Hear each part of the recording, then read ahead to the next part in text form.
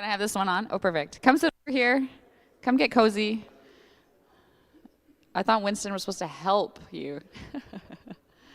Come on in, ladies.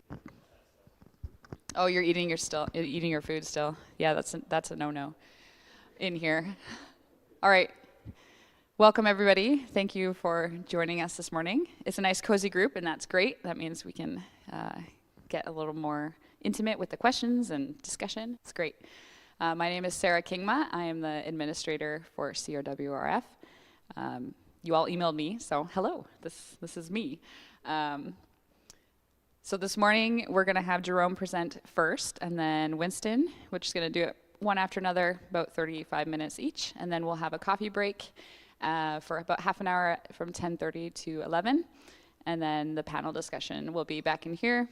We'll set up some chairs, and we'll do it, and Kathleen Vanderveen is going to join for that. So why don't we just quickly open with some prayer, and I heard from Jerome some excellent news. A boy named Jack Terpstra was found this morning. So we'll thank the Lord for that as well. So let's pray. Father in heaven, we come before your throne and we thank you for being our Father. We thank you for the care and the love that you show us in our daily lives. We thank you that you have brought us together this morning. We praise you that we could discuss the poverty relief questions that are on our minds. We ask that you guide us this morning, help us to be open listeners with open hearts and minds, and also be with our presenters, Jerome, Winston, and Kathleen. Grant them all that they are in need of. And we also bring praise to you this morning that our brother Jack Terpstra could be found. We praise you for this wonderful, wonderful news, and we ask that you be with the family as they are reunited. Lord, we know that you are in control, and we thank you that you guide our steps in every way. Lord, we ask that you be with us as we discuss and speak this morning. We ask that you prevent all sin and keep us from temptation. All this we pray in Jesus' name. Amen. So I'll welcome Jerome up here. We'll get started. Is this working? Yeah, we're working. One more thing. Could you help me? Yeah, of course. I think we have enough with the stapled copies. That's all these ones. Perfect. I have a 2-page handout. The first page is related to the topics that I will speak about for a few minutes now. And the second page is for some table work that we're going to do back in the other room in a few minutes. So if you're like me and you've got untreated, maybe undiagnosed ADHD, pull the second page off and hand it to your neighbor so that you're not reading ahead. And if you're self-disciplined and neurotypical, you can just follow with me on the first page. All right. I'm keeping an eye on my phone so I can read text messages and keep an eye on the time. So, I've had some experience with working with a number of different charities in some different settings. And so I was asked to help speak to something here related to charitable giving. And so I've titled my talk, Partners in Purpose. So what I want to talk through is how we either personally or through an official role, if you're representing maybe a company that's giving charitably or your church congregation that's giving charitably, how do we assess whether a specific project or charity that we want to support is something that we should be supporting? Or if we're being asked, if you're like me and you've gotten onto a couple of lists somehow and your mailbox fills up with calls for help from 20 or 30 different charities, how do you decide where you're going to give support and where you're not, based on limited time, resources, whatever? And so I'm going to walk through a bit of one way of assessing whether a charity is effective in achieving the purpose that you want it to achieve. And I'll go through 6 different methods that, if anyone here manages projects, is anyone a PMP, a project management professional? We have one, perfect. So give me some grace. This is a pretty informal version based on some project design principles. There's different ways of structuring this, and I've kind of made my own little take on it and try to work through in a structured way what you could be considering if you were designing a project from the outset that has a potential to be quite successful in achieving its purpose. And so I'm going to walk through those steps, and then we're going to work through a few examples that we'll try not to look at yet back in the other room. And the objective is I'm going to ask you to look at a few examples, possibly also add one that you have in your mind, maybe a favorite charity that you're supporting. And then try to come up with, if you had, well, let's say 100, let's say it's $100 or $100,000, maybe, whatever. How would you split it between these charities if you were required to at least give 10% to each one of them? Would you split it equally, or maybe you would want to donate mostly to one of them? And why would that be? So there's different ways of evaluating them. So with that in mind, I'm going to talk about these 6 principles, and I'll share a few stories from my own experience. I lived in South Africa for 2 years where I was studying a Master's of Development Finance, and then after a couple of years back in Canada, I lived in Canada but traveled frequently to Zambia for about 5 years, where I worked with local Zambian partners to start 3 businesses and then handed them over to that local indigenous ownership. And while I was there, even though some of the cities are big, the expat community can be quite small. So I met a lot of people who worked for large and small charities of all sorts. And so got to know a bit about how they were working too while I was there. And since then, I've been asked to be on the board of a couple of charities, and one of which is the Canadian Reformed World Relief Fund, quite recently. So all that said, the first step when you're going to start a project of this type could be something like, first of all, just making sure that you're clear from the outset what your basis is for wanting to do this. And the result of all that work, we've got a few points there. If you want to take some notes, you can. That's why I made a few lines there that might be helpful for later. The result would be a clear problem statement with a defined vision. If you have a project or a charity that is really clear on what it wants to achieve. So if any of you have read the book When Helping Hurts, there's an example in there that came to my mind when I was thinking about this. And so first of all, and I'll tell you a quick story from that. The project should be something that's biblically faithful and aligned to your Christian views. And it should also consider everyone who's involved. Stakeholder consultation, something that a project management professional would always want to make sure is happening. And stakeholders could be other people you're donating with. It could be the people who are receiving assistance, and it could be partners who you're working in the project with. But without consulting with people first, projects can go very wrong. One example from that book is a group that comes out, that raises some money, comes out with a mission trip, and they build a church, and then they go back home after a period of time. Some of you are nodding, I think you remember the example. They think everything's going fine, they get some pictures, and after some time, they receive an email saying, we need some help, your church is leaking. So this is something where like that phraseology, your church is leaking. None of the people were attending that church. They didn't go there. They were back here in the country they came from to go build the church. But the people who are local there didn't identify it as their church, right? So that was an example of a project where there wasn't probably enough working with the people to see what their needs were first and making sure they were totally on board with the project. And very important to set out with prayer. So you've all got some Bibles there. Can someone here? I've got a volunteer already. Open to Philippians 4, verse 6, and just read that nice and loud for us. And if you want to follow along, you can. I've got a couple of passages. Go ahead as soon as you're ready.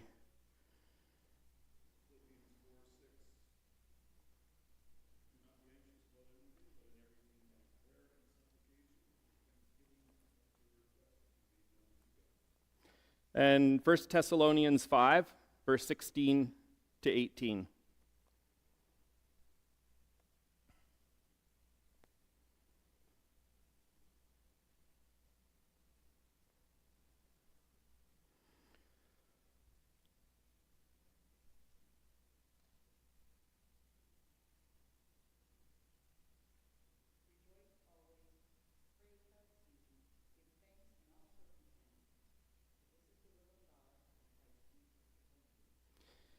It's very clear we need to start everything with prayer. And so when it's especially in this case as well, when evaluating things, bring it to God in prayer. When designing a new project, bring it to God in prayer first. The second point is design. The project design is where you move from a vision of like what could it be to actually some like in-depth planning. Goal setting, figuring out who the beneficiaries are going to be, trying to find out who some partners are that you could work with, and setting realistic timelines and budgets. Connecting with ministry partners is something that Canadian Reformed World Relief Fund does. The more experienced board members might know more than me, but I think pretty much always for any project, we're funding projects where there's a local group that's already managing this quite well. A local church or another Christian charity. And so those partners are vital. I'll tell you an example of a group that set up a nonprofit or charity in Zambia that I met. Strangely enough, had the exact same name in the same town as another charity some of you may support, Seeds of Hope Children's Ministry. Great charity, by the way. So this is not them. It's a different Seeds of Hope. There was another organization called Seeds of Hope in the same town. Is this still working? Oh, okay. But they were taking. We've lost something. I was hearing someone commenting about this yesterday, and after the talks, that like we don't fix a lot of stuff. We're very we dispose a lot of stuff. So they noticed there's a lot of bicycles, and when they were in Zambia, people would just fix bikes and they would just keep them going and keep them going. They were really good at repairing things. So what they did is they collected a lot of old bikes. They were nice, expensive mountain bikes at the beginning, but they were broken down and getting ready to go to a metal recycler. And instead, they packed a couple of shipping containers full of them, sent them to Zambia, and set up this place where they could get guys to fix the bikes and then sell them. And it would be a self-financing thing. They would be able to make money fixing the bikes, and they would have more bicycles available that were good quality in the community. So they had done a lot of things really well, and the one thing they didn't do well was work with an existing partner. Because they were Canadians. They came back to Canada after setting this whole thing up and investing a lot of money into it. And they came back to the place, and the gate was locked, and they're knocking on the door, and no one would open the door for them. So they went around, is this thing still working? Yeah, it's open tomorrow. So they came back the next day, and there was someone at the gate, and he said, oh, you're not welcome here. I said, you know who we are. What are you talking about? And they're like, well, this isn't your place. What?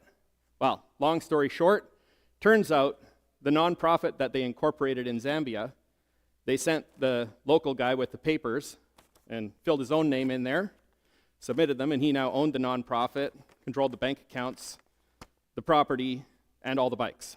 So that charity did not work with a local partner and didn't last very long either. So now there's only one Seeds of Hope ministry in Ndola, and it's doing very good work. The third step is implementation, getting off to a good start. In project management, you'll often have launch activities. There has to be clear communication and coordination. When you start out, it still needs to reflect the Christian values we were talking about in the first step, and you need to keep spiritually grounded. The result, if you do it well, is a smooth start for an effective project that's aligned to the vision. I had some painful learning when I was in Zambia doing things. Some things didn't go very well. And I also learned a lot there.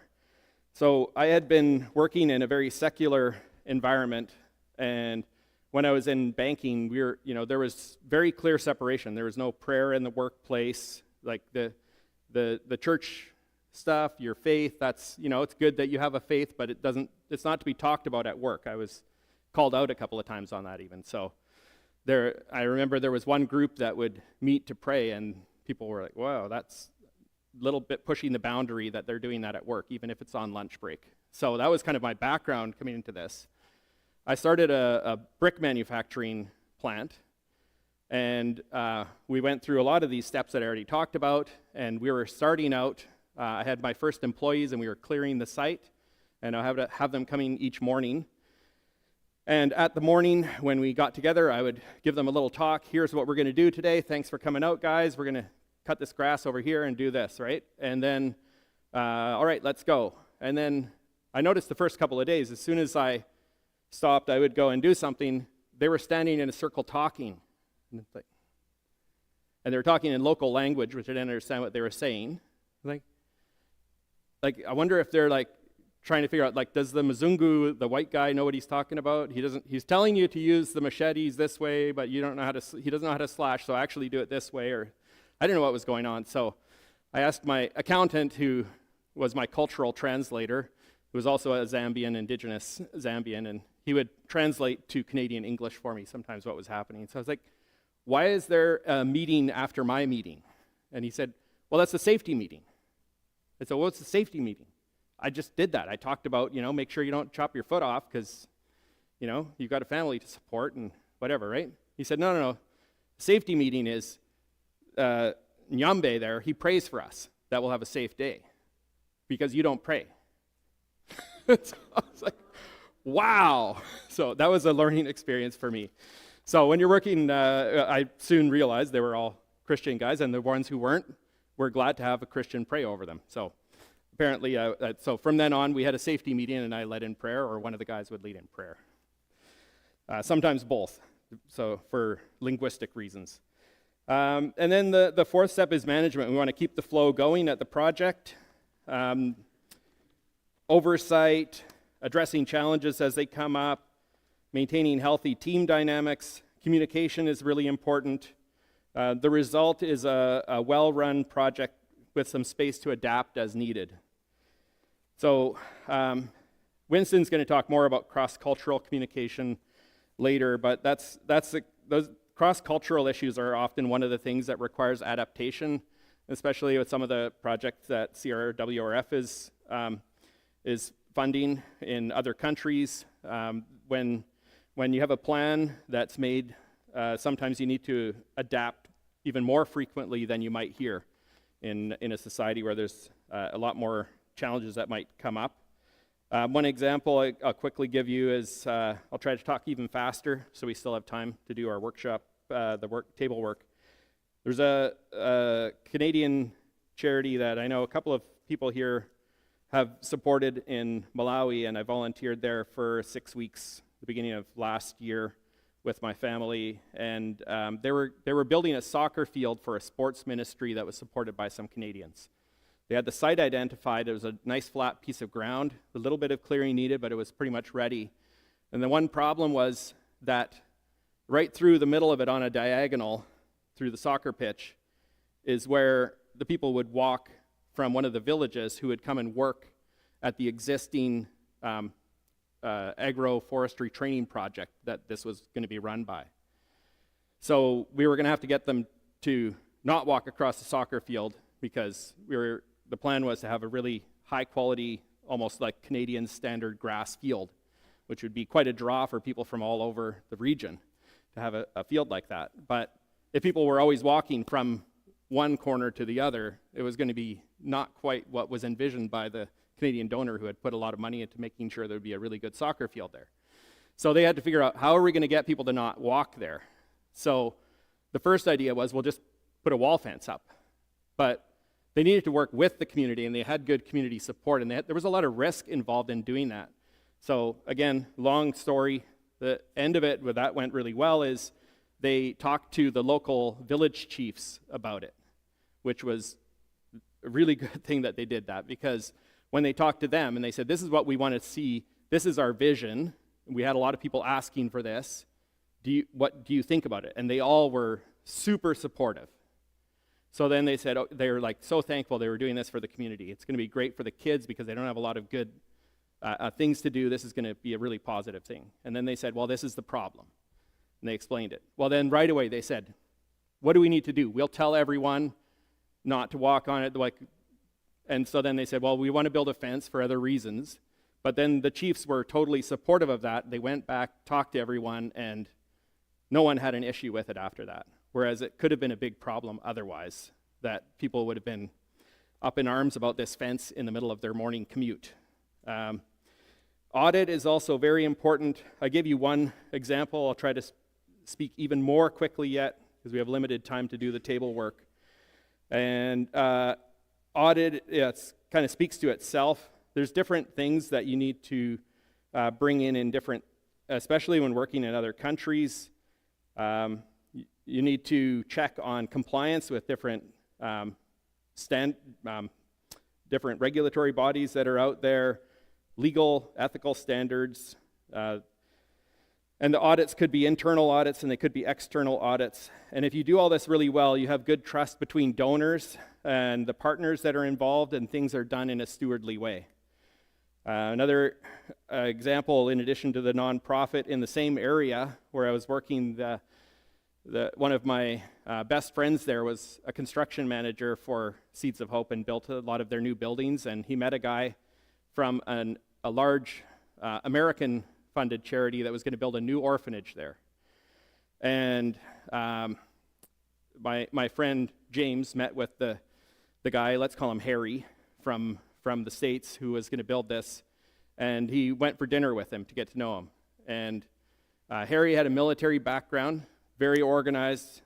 The project plan was all set out already. Buildings were designed by architects. He knew exactly what he needed to do. And he'd been there for a while getting some stuff done. So my friend James said, Harry, what are you doing about theft from your employees? He said, oh, nobody steals from me. Really?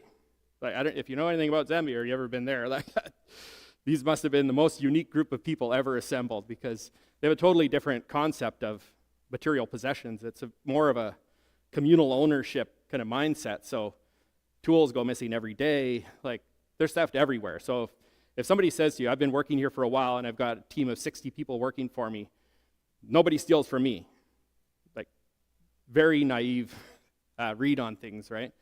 So anyway, as things progressed, my friend James would go out with him once in a while, and my friend James had been there for quite a few years, and I used to call him my pessimistic conscience, but after being there for a year or two, I called him my realistic friend, and then I just called him experienced.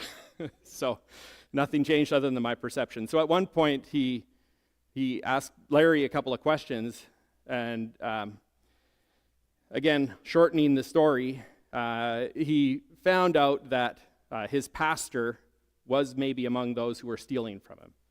And then he said, okay, James, you were right.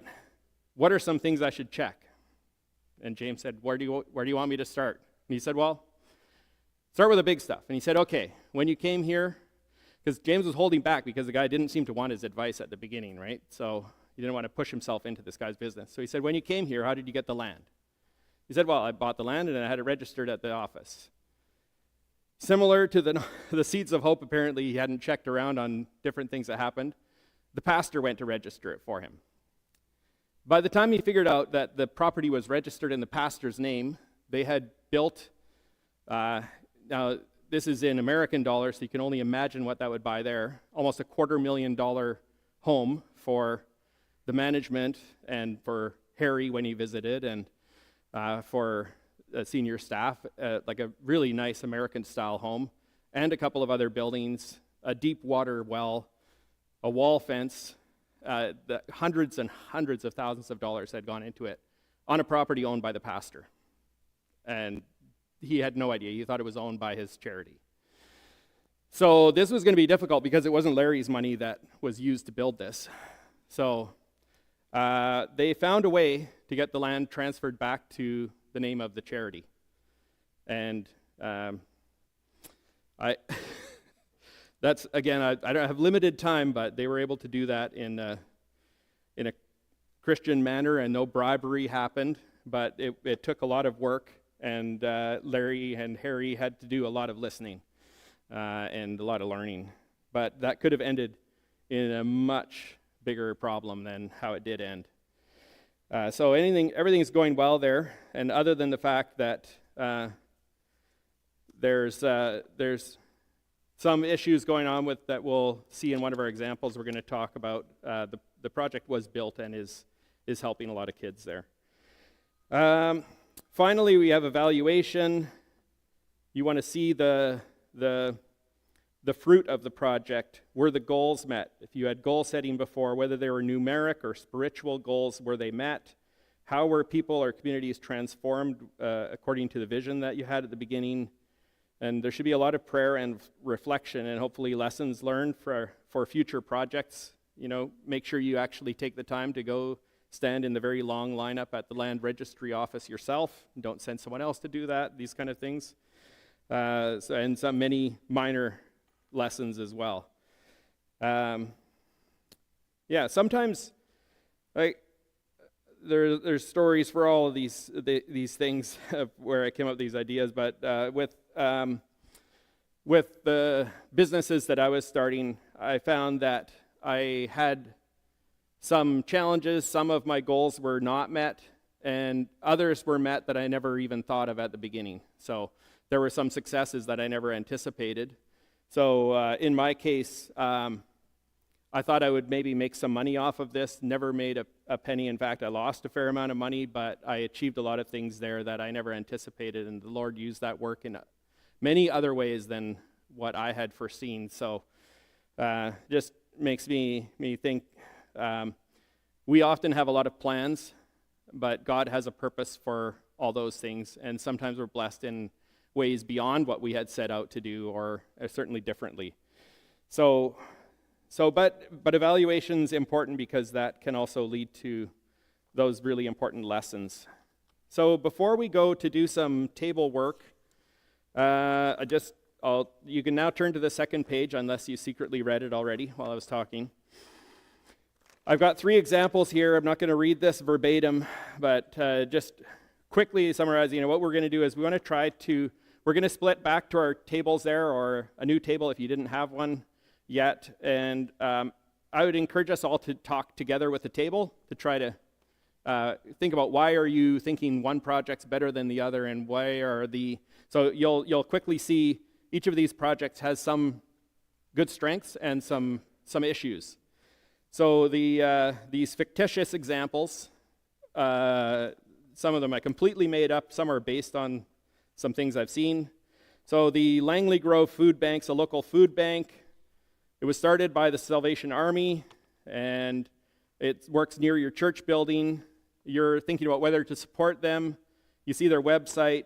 It looks like everything started out really well. There was a good spiritual basis for the work. They've got measurable goals on who gets help. They've got annual reports there. A lot of high-quality impact reporting. There's numbers, there's stories. Researchers from UFV have come out. They gathered some information. And so there's a lot of good data about what's all been happening there. Some people from your church are volunteering there, and even some members of your church came from people that got help from the Langley Grove Food Bank. They're not a charity. They took over this work from the Salvation Army. They're not a registered charity. They're working on an application. You have no reason to believe that there's anything, untoward going on there, but from what you can see, there's no mention made of financial budgeting, audits, oversight. And the financial ask from these guys is, hey, as much as you can afford to share, because the needs are endless. And we also need a new van, so if you have more you can share with us, we need a van to do deliveries. So that's one option. So you can see obviously where the shortfalls are potentially. And you've got to support all of these, by the way, for some reason or another. You know, maybe your spouse is a volunteer at the food bank, so you're going to have to look past that. But we're going to figure out, like, maybe you want to support one of the other ones more than this because of the financial question. But maybe not. So the Southwest Nambia, which is a fictitious African country, they're among the poorest people in the world. They have malnutrition, the farming principles are outdated, and what you can see is that this mission there is teaching them how to use better farming principles that are more climate adapted. And there's stories in the leaflet they gave you about, that they have a good faith basis on why they need to help out the poor, and especially their recipients typically are vulnerable people in that community. Nambia has a tremendous amount of need. Statistically, you can see that. And they're fundraising for farming equipment, and they need to get some external experts to come in and do training. There's a clear financial request. There's a time limitation, so it's not an endless need that could potentially be there. And there's a strong ministry connection to a Reformed church. It's even a sister church of ours. They're very well managed in terms of financial checks. I got a couple of things written down there. It's like lots of audit. There's people on a board there that you know and trust. They're like Canadian accountant sees them regularly. So some of the questions there might be on their effectiveness. Is this actually doing what you're hoping that it's doing? What was the faith basis of the people there? You don't really know. But you know that at least the money is being used in the way that you think it's being used. That you're certain about. The third one is the Hopeville Orphan Care. Maybe a guy named Harry started this from a Baptist church. And the problem, we heard maybe a little bit about this orphanage. The problem there is that even though there's good accountability and it's now very rigorously audited and managed, given some of their unfortunate past experiences, what you find out from someone who was recently visiting there and popped in there, his flight got delayed, so he went and took a look, is that they have a problem that's quite common that is known as aging out at orphanages. So kids go through what happens when they finish school. It's a school, and they finish high school, and they become an adult. They're aged out. They've got to go out into the real world. So the problem with Hopeville Orphan Care is they really haven't done anything about that. They come out of there, they often don't find work. Some of them even end up living on the street and involved in unfortunate activities to support themselves. So the end hasn't been thought through very well, but the work they're actually doing day to day with the kids is fantastic. So now you might have a final one, which is a project you're thinking of yourself. And with limited time here, I don't know what you guys think. Do you want to sit at a table and talk about it with others, or just stay here, do some work? Stay here, less walking around, save some time that way. So why don't you think through that? Does everyone have a pen, or do you need a pen? I think, Sarah, did you send a few out there already? If anyone needs a pen, stick up your hand. Sarah's got a few more pens here. Back there, Hannah stuck her hand up. Anyone else want a pen? So your assignment, your homework here is take your 100 kwacha, dollars, thousands, and split it at least between the 3 that I mentioned, maybe 4 if you've got a charity you're already supporting. And now think about these different principles that I had, having a clear concept of what this charity is actually supposed to be doing, that it's got good faith principles and values, that it was started out well, it's biblically faithful, that it's being managed well right now. They're adapting to things that come up as challenges. There's good stewardship there of financial resources. There's a lot of trust in working with local partners and donors, and it's got good reporting on goals, and they seem to be reflecting and thinking about how they can do a better job in the future. So how would you split it up and think about why? Which of these challenges with these three are more important to you that you would really not want to put your money towards that? Or someone who's trusted money to you to pass on that you would really feel uncomfortable supporting this charity?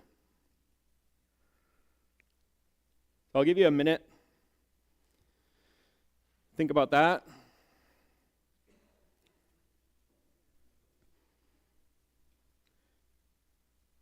We're heavily represented with educators in this room today. I see there's a fair number of educators and some home educators. So you probably know that there isn't always one right answer. This is that kind of a quiz.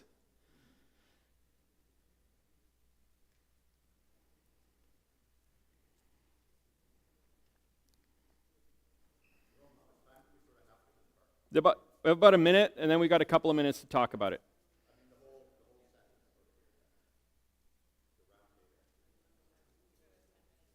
Got about 5 or 10 minutes to talk it through.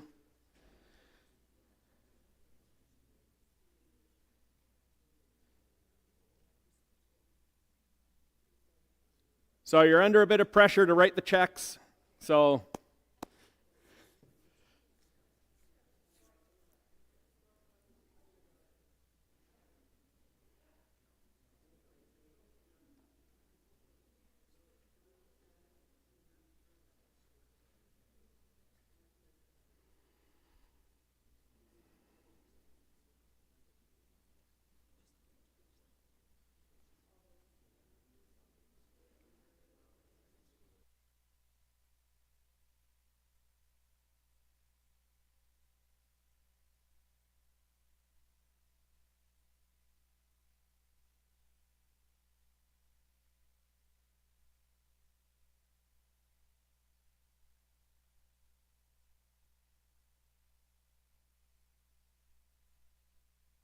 do we almost have a split? No? All right. There's going to be a strike at Canada Post. You need to get these checks in the mail. Let's make a decision.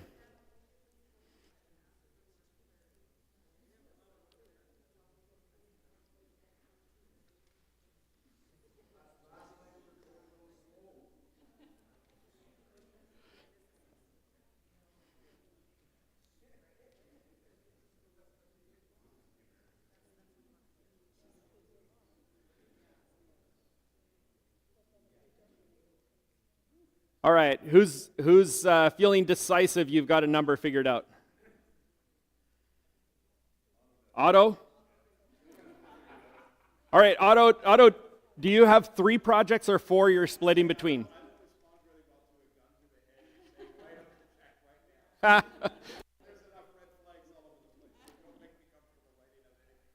Yeah.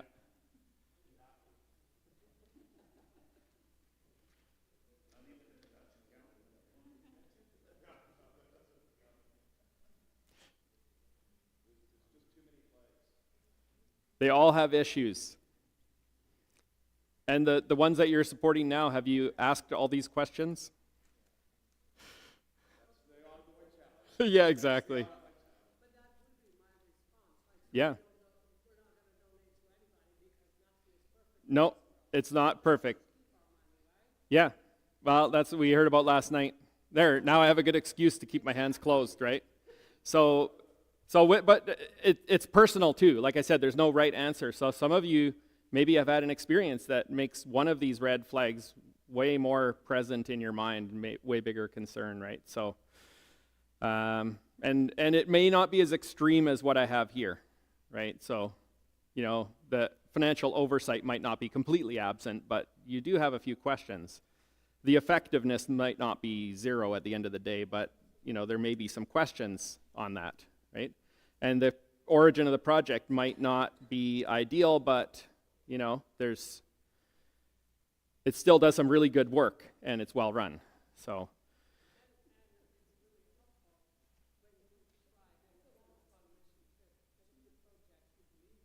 yeah. if you have an opportunity to be personally involved, yeah. Yeah, yeah. Yeah. All right, Coulter, what's your number? You must have a number.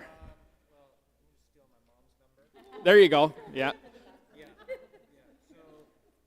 said, am I correct here saying 60 to 50, 30, 20. So 50 to the Hopeful Orphan Care, 30 to the Southwest Nambia. I almost said Namibia. Well, it's not Zambia and it's not Namibia, but someone got them confused once, which I often use Nambia as an example. I can't remember who that was. Langley Road Food Bank. And then I think for us, we kind of all agreed that the Hopeful Orphan Care, we seem to have like a very excellent program going. The problem is the kind of end stage. But it also seems like it's adaptable, right? We want to be sending money there with the anticipation that, you're going to have some kind of new programs put in place, perhaps, that are going to enable these orphans once they age out to, I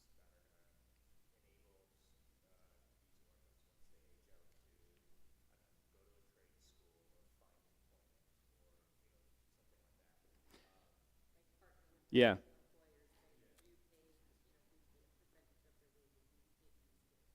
So I'm going to take off of that a little bit and just say, I'll give a specific example of a charity that I personally support on an ongoing basis, and I recommend to others when they ask me, what are some good charities that you've seen do really good work and are well run and that you trust with your money?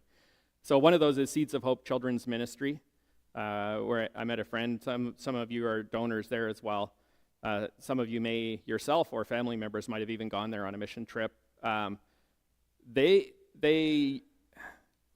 a few years ago, I had a lot of concerns about this aging out situation there, but they've done a lot to deal with that, to Coulter's point. Like, they're actually have taken a lot of steps. They're finding ways to either create employment for their graduates or help them to go on to additional levels of education to get a trade qualification, or reach out to their expat friends in their network to find good jobs for them. And their students are becoming sought after as employees because they know they've got a good education and have a really good moral grounding. So it's something that can be addressed more than maybe some of these other challenges. But there's solutions for the other ones too. So who's got another one that you favored that wasn't in Nambia? Or sorry, that wasn't the farming or the orphan care? Who was thinking maybe they were putting more of their money to the food bank or to the farming project?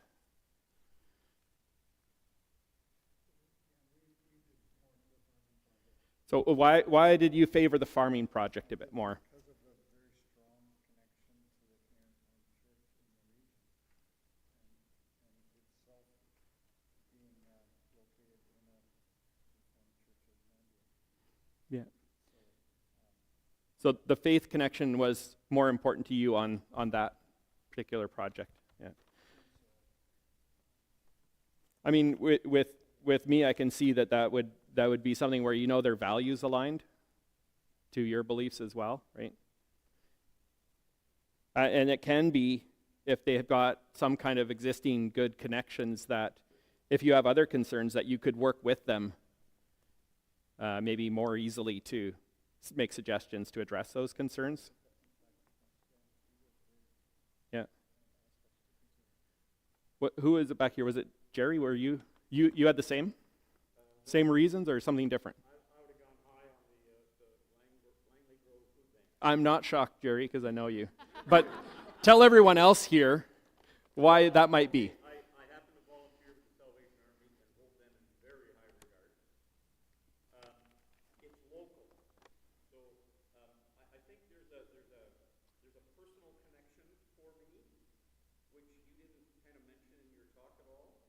But I do think that each of us will have different passions in different areas, and so when I read that one just kind of pulled my heart. I love that, Jerry. A couple of things really connect to some of the approach that Andrea and I take, my wife and I take as well, is that when we're trying to make a decision and we've got a few things in front of us on the table, we'll put it before the Lord in prayer as well. And sometimes you're feeling maybe personally called to support one or another. And Sometimes that's for clear reasons. Sometimes it could be from things in your past, experiences that you've had, where you feel called to help a certain group. Yeah, we can't negate those factors, and we can't help everyone. But as Winston was saying last night, it matters to the ones you are helping, right? There's was that in When Helping Hurts On? I'm probably confusing another book. There's the one about, or maybe it's just a meme about the kid who's on the beach and he throws a starfish back into the water because there's a whole bunch of them that washed into up on high tide on a storm surge and they're all dying.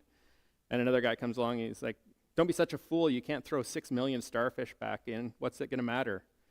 You can't save them all." And he said, "Well, it mattered to the ones that I threw back in," right? So,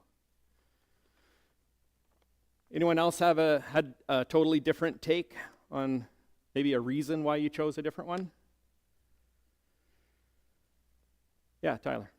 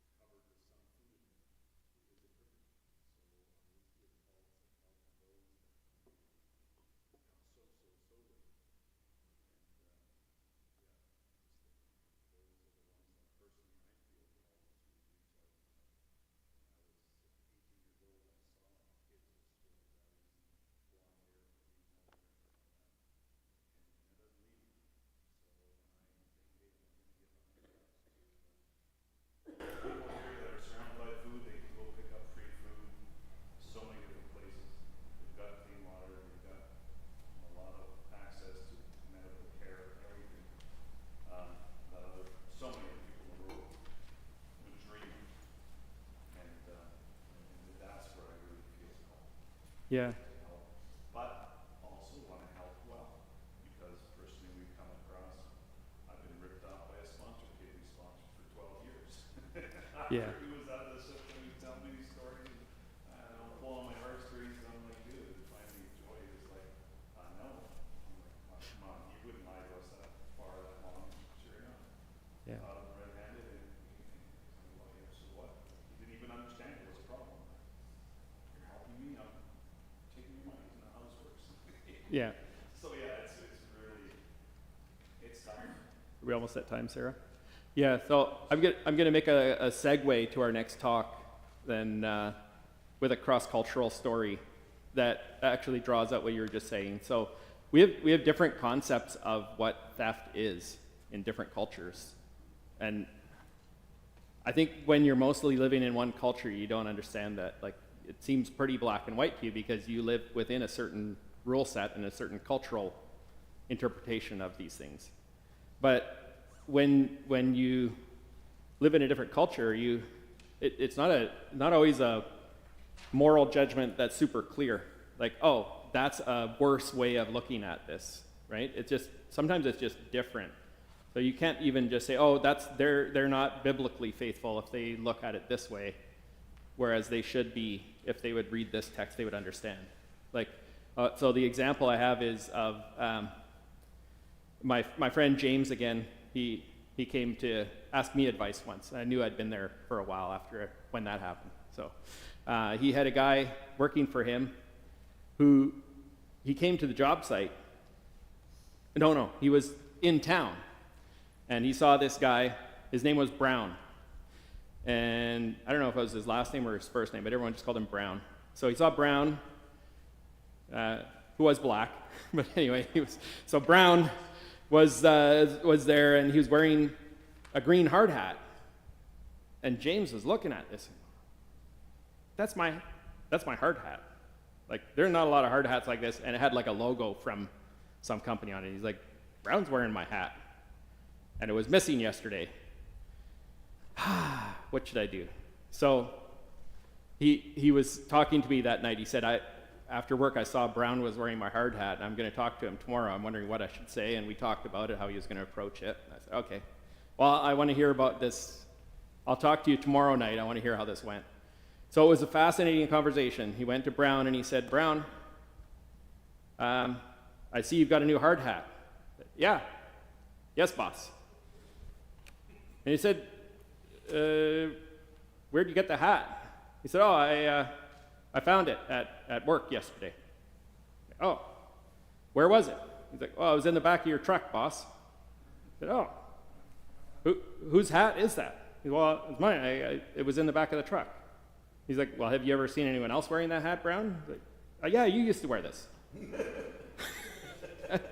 He's like, Brown, like, I take really good care of you here. Like, you just stole my hat. Like, you just said it was my hat, and you're wearing my hat. Now you say it's your hat.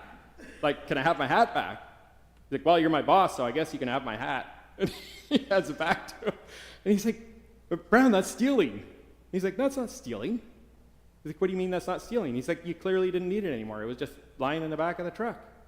So, like, you're going to throw it in the back of the truck. I thought you were throwing it away or you weren't using it. If you're not using it, well, then I needed a hat. Like, I had to walk all the way home, and the sun was still burning on top of my head, so I took your hat. And he said the conversation went on for about a half an hour. He could not convince Brown, even though Brown said, yes, this is your hat, it was your hat, but he could not convince him that he stole that hat. That's not stealing. So it's like it's a culturally totally different view they had of communal property. Like, you know, if you're not locking stuff up inside your house, then it's like you see a bike, you just jump on the bike and you use it. If it was that important, it would be locked up somewhere or whatever. Like, it just didn't look at it the same way. So yeah, he, good, faithful Christian man and one of his best employees, but he's like, what, am I supposed to discipline him for stealing? Like, it's not stealing to him, right? So, yeah.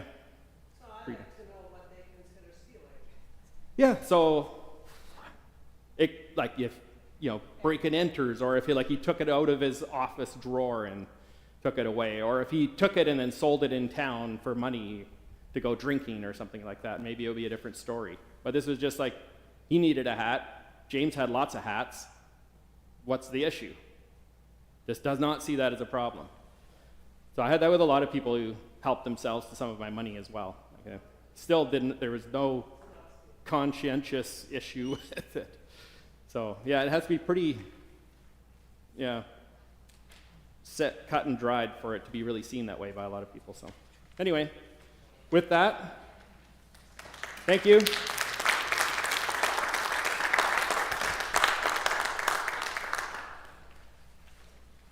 I'm dry now, and there's water in there, so you can help yourself to that if you get dry. You can tap it once in a while. It's my phone. Took me a minute there. Good morning, everybody. I'm going to chat to you about how do you navigate cultural and class differences when you're trying to help people. And so, my goal It's coming. is to try to, do I need a microphone? Yeah, be live.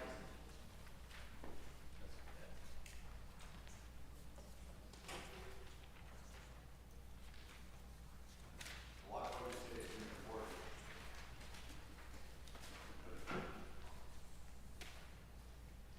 How to navigate class and cultural differences when helping people, and I'm thinking about when you help somebody in your church that is of a different class, a socioeconomic class, or a different culture than you, or if you've got a neighbor that you're engaging with who's different than you.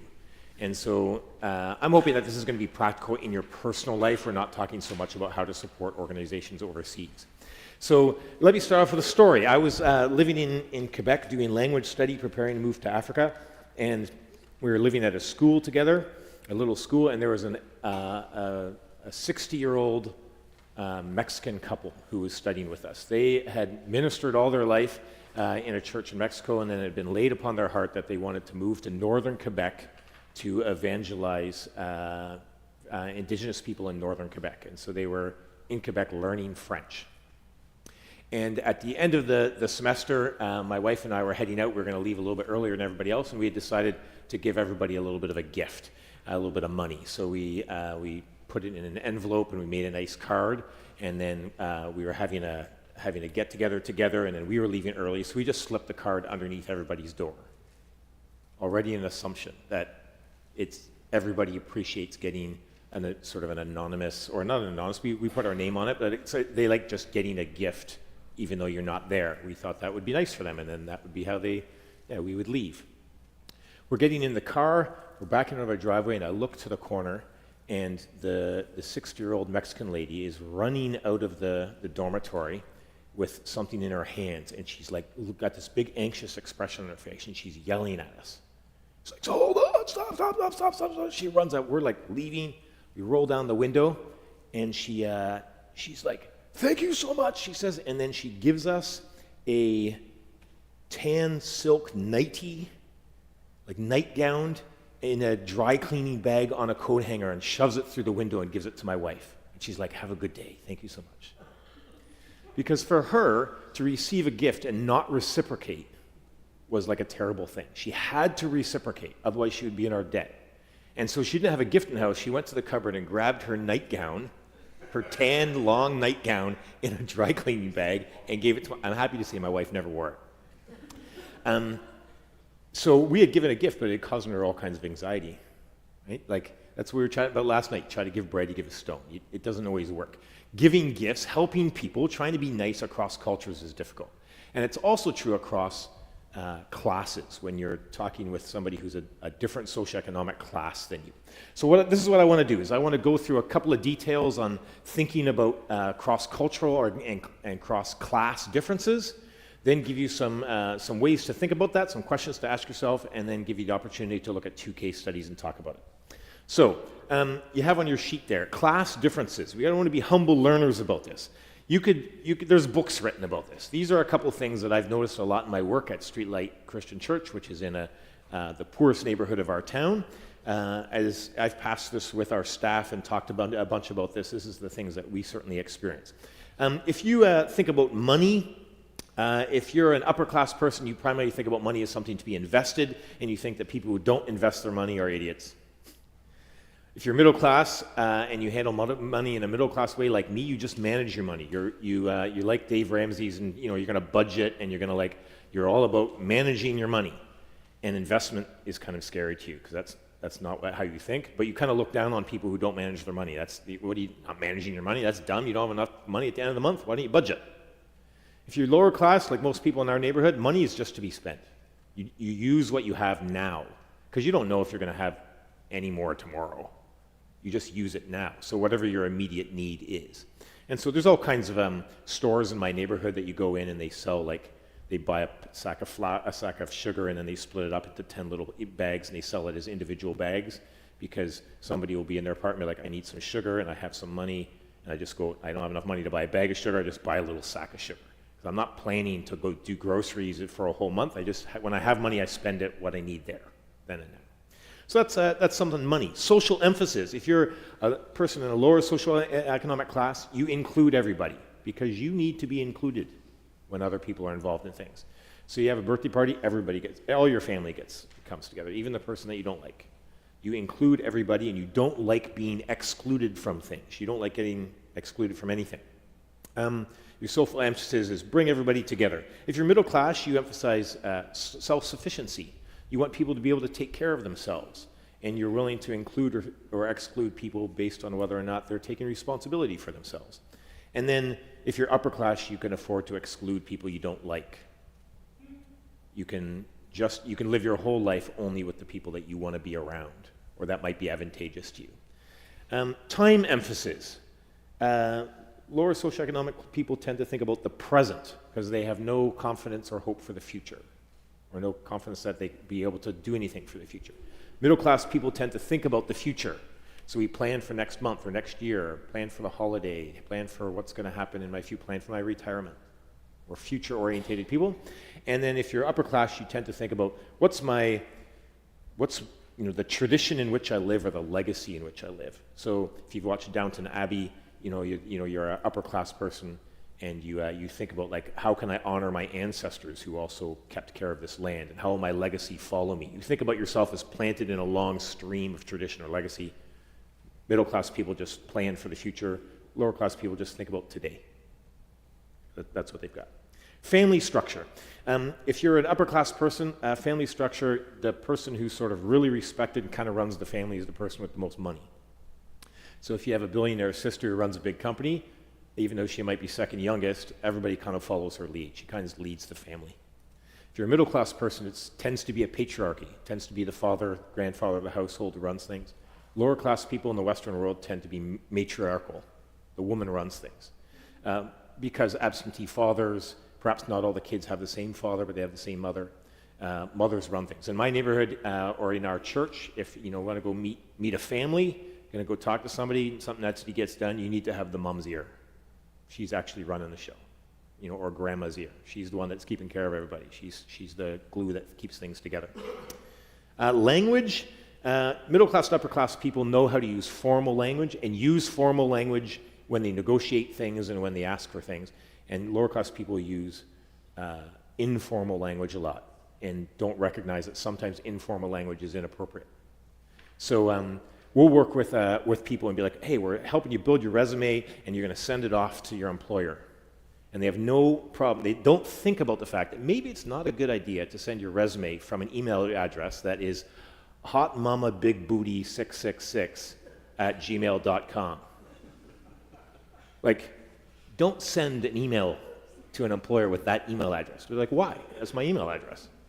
Because it's informal. Everything is always informal. You don't think about those type of things. And so, whereas middle and upper class people use much more formal language. And then destiny.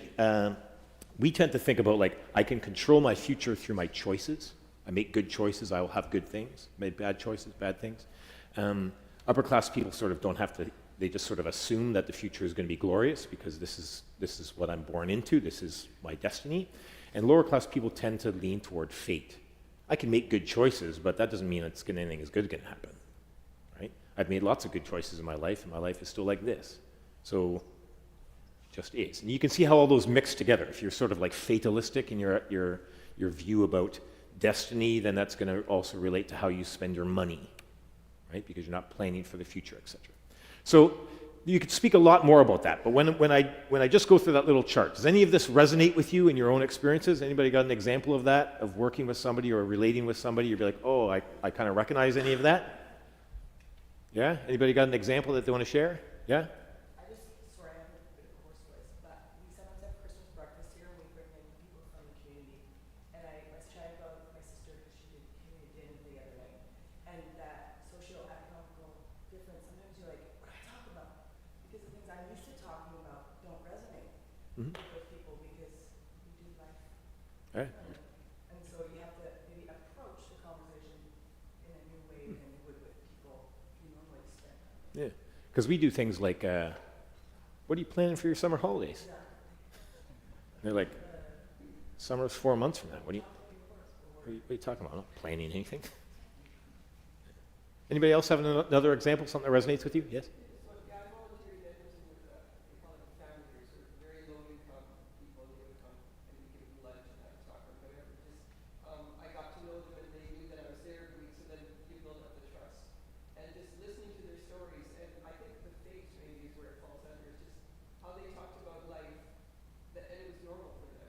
And I'm listening to it as a Christian falling into this middle class. It's like, for a while it was like, just keep your chin off the floor and just listen. Because their stories are just so normal. They don't get that not everyone lives the way they do. And that was so interesting. They didn't really have a concept of other. Yeah, interesting. Interesting. Anybody have any experiences between like middle class and upper class tensions or differences? Like I can remember, chatting to somebody who was like really trying to convince me that I really needed to do a whole lot more investing in my life. And I was just sort of like, you're coming from a different world. Like, I think I'm doing pretty good with money. I don't have debt. I'm like managing my money. Like, that whole world seems so strange to me. And I was sort of like, it kind of bothered me. It's kind of like, get away from me. Like, you're kind of harassing me. And I was like, well, that's how sometimes lower class people feel when I talk to them. Same thing. And so what you want to do is when you're helping people across classes, you don't want to sort of think like, well, we all have a tendency to say, whatever class I'm in, that's my class, but I also give moral reasons for that. I think that my way is not just the best way, but it's the Christian way. Manage your money. Be a steward of your money. That's the Christian way to do it. And if you're not managing your money and you're just spending stuff today and not thinking about tomorrow, you're not being a good Christian. Says the upper class person to the middle class person. Right? Like you have to fight against that tendency and just recognize, like, oh, I've got a bunch of biases. I've got a bunch of ways that I'm approaching this. And you can be a lower class person or a middle class person or upper class person and be a faithful Christian. And you're all going to have weaknesses and strengths. Right? So sometimes I have lower class people who would be like, oh, your family excludes that family member? That's not Christian. Or like, and the middle class person is like, yeah, we tried to help them so many times, and they never listen to what we do, so finally we just said, look, if you're not going to be willing to help yourself, then we can't help you either. And the lower class people are like, and you call yourself a Christian? What about how Scripture says that those who don't keep care of their own family are worse than them? We all come from our different perspective. And when you help people, it's easy to give stones instead of bread when you're working cross classes if you're not aware of these kind of things. Okay, let's talk about cultural differences. Here what I've done is I've taken sort of a Northern European background, Western culture person, and African culture broadly speaking. I've passed this through some of my African friends trying to speak in broad terms because Africa is not one place and doesn't have one culture. There's lots of variety, but broadly speaking, a couple of things. Social emphasis. If you're Northern European, if you're of Western culture, you tend to be quite individualistic. African culture tends to think along communal lines. I remember when I was reading scripture with an African friend about Jesus. He heals the 10 lepers, and then they all go away, and only one of them comes back. The Samaritan comes back to thank him. And then so my interpretation of that is that it's an example of how even the Samaritan, the outsider, he's the righteous individual, and he's the one who comes and thanks Jesus, and we should be like the Samaritan. And then my African friend says, Jesus destroyed their community. He said, they had a community of lepers, and that superseded their ethnic differences. Jews and Samaritans together, but leprosy is what bound them together. Jesus healed them all, and he destroyed that community. So all the Jews went off by themselves in their own community, and the Samaritan was an individual left by himself. He had no community, so he just went back to Jesus. Different interpretation, right? Interesting, isn't it? There's two different sermons there. But that's because they're communal. They're thinking through a lens of community rather than a lens of individuality. Social obligation. We tend to think we're obligated first to our nuclear family, first and foremost. Many Africans, you have an extended network. I used to have colleagues, they would make good money, working with us, but they would be actively supporting 30 different people outside their own family. So they're living quite poor, making a lot of money, but they're like, no, how that? In Mali, West Africa, you never buy a pack of cigarettes. You buy one cigarette at a time off the street. Because if you have a pack, and you come home, all your family members are, if they ask for it, you're obligated to give it, right? Some of you know that if you're a smoker, or if you're a smoker when you're young, and you're like, I'm not going to tell somebody I got a pack of cigarettes in my pocket because all my buddies are going to bum them off me, right? You have an extended network to which you're obligated. Ease with power differences. We don't, as democratic people, we like equality. We're uneasy with power differentials. We have a very specific view of friendship, and that means that we have to be equals in friendship. Where a lot of Africans, they don't mind hierarchy, they have more ease with inequality, and they have different categories of friendship, and not all friendship has to be equal. That they will have genuine friendships with somebody who's their employer. Now, you know that you can be friends with your employer too, but you know there's limits to it, right? You can be friends with in different power differentials, but there's unease in it. So, yeah, you can become friends with somebody in another culture, but your idea of friendship might be different than theirs. You have to think through that. Communication style. We liked direct, explicit communication style. My mother is the epitome of this. She is an elderly Dutch woman, and she has the Christian virtue of honesty and truth on all occasions despite social awkwardness. You just speak the truth and you shoot from the hip, right? You all know people like that. African culture generally is it's a little bit more indirect, contextual. When I worked in West Africa, half of our team was Reformed of Dutch background, half our team was African. And constant conflict. Because every time something came up, all the people of Dutch background were like, let's just talk about the truth right now. I didn't like what you did there, and blah, blah, blah. And all of the Africans, they also wanted to deal with conflict, but they'd be like, well, I'll talk to your older brother, and he'll talk to you outside the meeting, and then we'll resolve it. And when we come to the meeting, we can be kind and polite to each other, because that's the virtue. But we can figure a different way indirectly to solve the problem. And those two things always just butted heads. Both people trying to be virtuous Christians, but doing it in different different ways. Time orientation. Everybody who is from the Western world, Northern European culture, and they rub up against this, they find it super frustrating. So we're monochronic, we like linear time, punctuality, do one thing at a time, show up to the meeting on time. I'm sitting there, Jerome is talking, I'm looking at my watch, I'm like, is he going to give me enough time? Am I going to, I'm feeling a little bit anxious because he's going to go over time, right? My African colleagues would be like, we came here for an event. It doesn't really matter how the time works. We're just here for one thing. And we can do all of this together, and they don't feel anxious about it, right? So, you can multitask, you can be flexible. The timing of church, when church starts, is flexible, and so is it when it ends. Whereas when I'm preaching, people are like, "You better not. This church service better. An hour and 5 minutes, okay, but an hour and 15 is too long, right?" Whereas my African colleagues were like, "What are you doing today?" "We're going to church. It starts anywhere in these hours and it ends anywhere in these hours." And there's no anxiety about it. Financial faux pas. It is a great financial faux pas in Western culture and European culture to fail to pay back a debt. So you lend money to somebody and they do not pay it back, that can ruin your relationship for life. But in African culture, there's something that's much, much worse than that. That's if you have money and you don't share it with a family member in need, even if that money you have borrowed from somebody else. So I've had it before where I've tried to help a guy in West Africa with a little soap business. I lend him a bunch of money, we've got a business plan, and his mom gets sick and has to go to the hospital. And he says, "I don't have any money left." I was like, "What do you mean?" He's like, "Well, I had to pay for my mom's medical needs." I was like, "That's not what the money was for." He's like, "I had to pay for my mom's medical needs." Like, for him, he's like, that would be way worse for him to keep that money and not use it for his mom. That's way worse than not being able to pay me back. He feels like he's done the moral, virtuous Christian thing, where I'm like, nah, right? Differences. I don't know, any of those, you could go on and on, but any of those resonate with anybody who's done some cross-cultural work? Yeah? Anybody got an example they want to share? Yeah, so many. So many.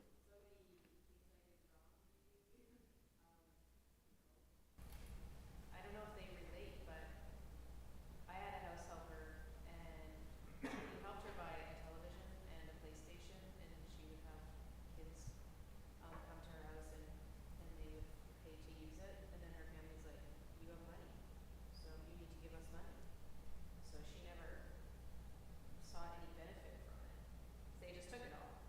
And the only way she could save money is if she kept it in an envelope in my house. So that if they came to her, she could be like, "I don't have money," Yeah. because it was in my house.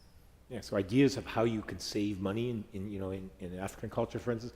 In Mali, you go around, there's all these houses that just have like 3 courses of brick. And there's like trees growing out of the concrete, like they've started building a house and they never finished it. That's not poor planning, that's great planning. Because you got money from something, and if you hold on to it, your family member is sick or somebody needs something, you have to give it away. So what you do is you spend it as quick as you can, and you put 3 courses of brick down, and maybe 5 years later you can afford to put the next 3 courses. You invest it. Or women would do things like, if they got money, they would buy wedding gifts for their daughter's future weddings, even if their daughter is currently 3 years old. So they'd store it that way, and that way if people said, "Do you got some money to help me?" And they're like, "No, I've spent it on wedding gifts," and that was a valid way of doing it. But it works other ways too. So have you ever had any friends from a different culture that tried to help you in awkward ways? Like in a lot of African culture, if you're feeling sick, people want to spend time with you, want to sit with you. So I've had people telling people I'm not feeling well, so then they come to my house. I'm like, "I'm not feeling well. Like, I want to be by myself in my bed," and they're like, "We're coming here to sit with you." Like, and then I get angry with them, and they walk away and be like, "I was trying to help." Right? These cross-cultural differences. It's hard. It's hard for people to do that. Yeah. And so what do you do then? Because you're trying to help your fellow church member, a person across the street. It gets complicated. So the other side is a bunch of questions that you can use just to make yourself think about stuff. Number 1, you want to help somebody. Like, what more information do you need? You don't have all the information. What more do I need to know? Number 2, how can I be more honest, like about what's going on in my own heart? Or how can I be more honest about my own assumptions? So now sometimes if I'm trying to help somebody across class or across cultural difference, I come to them and I try to be like honest about my biases, right? To the point where we're in my current work, sometimes I'll chat with somebody and be like, hey, like I want to help you out. There's big differences between us. Like I have a house and a car, and you're at the shelter. Like there's big differences here, and that makes me feel a little bit awkward as well. So let's talk about how we could work this out. And then like the tension in my own heart and in their own goes from like an 8 to a 4. You're just honest about the situation. Be honest about how you're feeling, what you don't know, what you do know. Number 3, what happens if someone asks you for something? It's helpful to ask yourself, what happens if I do nothing? They ask you for help. What happens if you say no? Will they be in danger? Will they be in crisis? Right? If someone calls you up and says, my wife just left and it's this huge crisis and I don't know what to do, but it's 11 o'clock at night and they live in a safe home and they're not going to be a harm to themselves, you can say, I'll meet you tomorrow or next week Tuesday. But I've had people call me up at 11 o'clock at night and saying, I just came home and the sheriff locked my door and I can't get into my house because I didn't pay my rent and I'm on the sidewalk and I'm homeless and it's minus 20 out and they're in a wheelchair. That's happened to me. Then you're like, if I do nothing, they could be in real danger. So then you go push the wheelchair down the sidewalk and you put them in a hotel for the day. Like sometimes you have to ask yourself, what happens if I don't do anything? And then what that does is that just allows you to slow down so that you can be wise. Yeah, you don't have to jump every single time. What can they do to help themselves? You can sort of ask that question that puts pressure on people. Like, sometimes I need help, and I could probably figure it out myself, but it would just be nice if somebody helped me. So you don't have to like ask that question all the time. But it's a principle if you ever work with old people in old age homes, there's like a principle like don't do for them what they could do for themselves. Like show them honor by allowing them to still use their capacities. And so you don't want to be super paternalistic in the way that you deal with requests for help. Like honor the people by saying, well, you could do that. I don't have to do that for you. But maybe I can do this to help you. Thinking about what the real problem is, oftentimes you get like a presenting problem that people are asking, but there's a bigger, more difficult problem underneath. And sometimes you just help with the presenting problem. But sometimes you figure out what's the deeper problem. And maybe that is a problem that I have to think about more because it's different because of class and cultural differences. You think about what are your relational boundaries. When in our work at Streetlight in Hamilton, you can have somebody in your congregation, a member of your church that becomes homeless at 11 o'clock at night. Your first idea is like, you come sleep on my couch. You have to think ahead of time, what's your relational boundary? Because if someone my neighborhood starts sleeping at your house, and then they stay there, and then you have to kick them out, and then you wreck the relationship and they're upset at you, that's worse than saying, I'm going to just pay for you to stay in a hotel for 3 nights while we find a place for you to stay. So you have to figure out what that relational boundary is to make sure that the relationship stays good. So it's helpful. That's helpful if you're getting asked for help in church or your neighbor. Think a little bit, reflect a little bit, pray a little bit about what's the boundaries for me. Because you can also burn yourself out by getting super involved in people's lives. And so you have to think through that. That's difficult, but it's a good question to ask. And then ask yourself, what do I choose to do? You don't have to respond to requests for help. If you do, you get to make that choice to do it. So then do it with all your heart.